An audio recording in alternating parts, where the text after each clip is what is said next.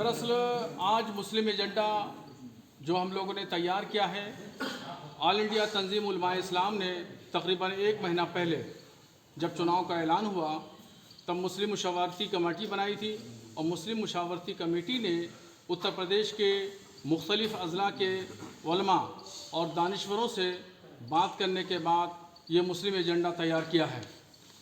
और ये मुस्लिम एजेंडा 2022 उत्तर प्रदेश हम आपके सामने ये मुस्लिम मुशावरती कमेटी के सामने जारी कर रहे हैं। इस एजेंडे में ख़ास तौर पर मुसलमानों के जो बुनियादी मसाइल हैं उन मसाइल पर तवज्जो दिलाई गई है।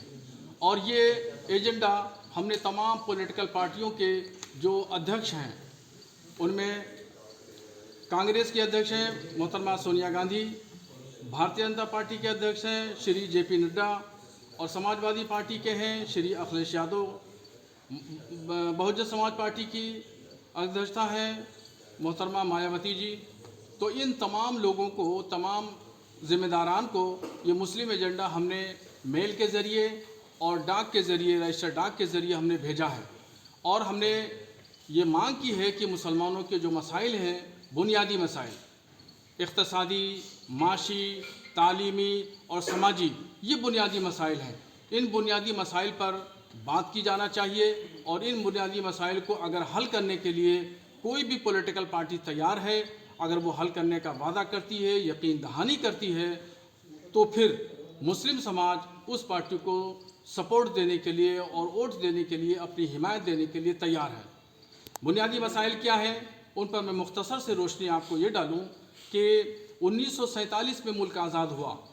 उस वक्त मुसलमान 50% नौकरियों में थे, रोज़गार पे थे, मगर मुल्क की आज़ादी के बाद आज 75 साल हो गए हैं और ये गिराफ रोज़गार का, नौकरियों का, जॉब का ये गिरता गया।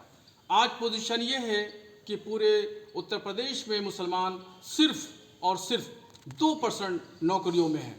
अब कहाँ 50% थे और कहाँ गिराफ गिर करके 2% आ गया। जिन पार्टियों की गवर्नमेंटें रहीं उन्होंने बहुत लोग लुभावनी वादे किए। जब इलेक्शन आता है तो बहुत वादे करते हैं कि हम ये करेंगे, ये घोषणा पत्र देंगे, वो देंगे, मगर गवर्नमेंट बनने के बाद ये तमाम मसाइल, तमाम ज़रूरतें जो इंसान की बुनियादी ज़रूरतें हैं वो पस पुष्ट चले जाते हैं और वो उनको ये पॉलिटिकल पार्टियाँ भूल जाती हैं।